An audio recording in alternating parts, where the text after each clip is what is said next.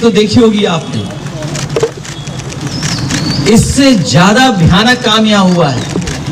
अगर बुलेट्स के डरा करके वोट डाला जाएगा तो कौन जीतेगा? आप बुलेट से डरा रहे हैं वोट के लिए, और इलेक्शन कमीशन निष्पक्ष नहीं है, बीजेपी के सहारे पे काम कर रहा है। जब बाई इलेक्शन उत्तर प्रदेश का हुआ था,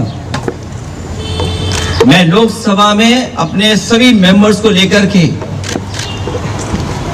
कफन लेकर के गए थे हमारे सांसद, और इसलिए लेके गए थे कि स्पीकर को दे दें जिससे कि इलेक्शन कमीशन तक ये चला जाए, क्योंकि हम लोगों ने कहा कि इलेक्शन कमीशन ही मर गया है। और ये बात हम यूं ही नहीं कहते थे ये तो पहली तस्वीर है।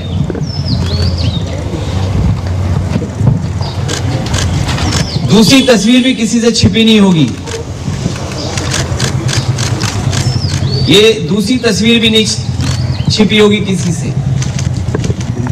और फिर जो वोट डालने का तरीका है, मैं केवल एक कॉन्स्टिट्यूंसी का उदाहरण दे रहा हूं कि इस तरीके से फोर्स से वोट डलवाया। मैं 2012, 2017, 2022 समाजवादी पार्टी 37%, 2017 42%, 2022 46%। कभी समाजवादी पार्टी चुनाव नहीं हारी। और बीजेपी 29%, 37%, 30%। और जब सेंट्रल फोर्स और फोर्स के साथ जब उन्होंने चुनाव डलवाया, अंदर किसी भी एजेंट को नहीं रुकने दिया।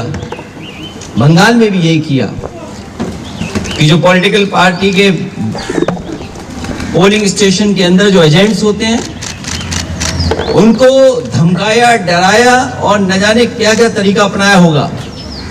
यहां देखिए आप, जब डराया, धमकाया और पुलिस का साथ लिया तो कितना 77% पहुंच गया वोट बीजेपी का।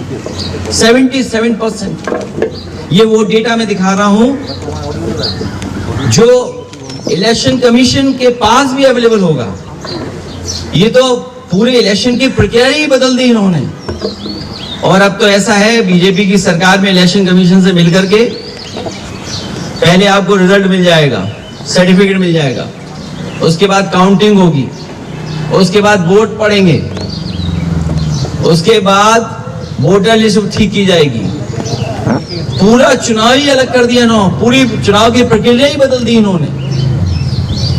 और आदरणीय दीदी इनकी आंखों में खटकती हैं।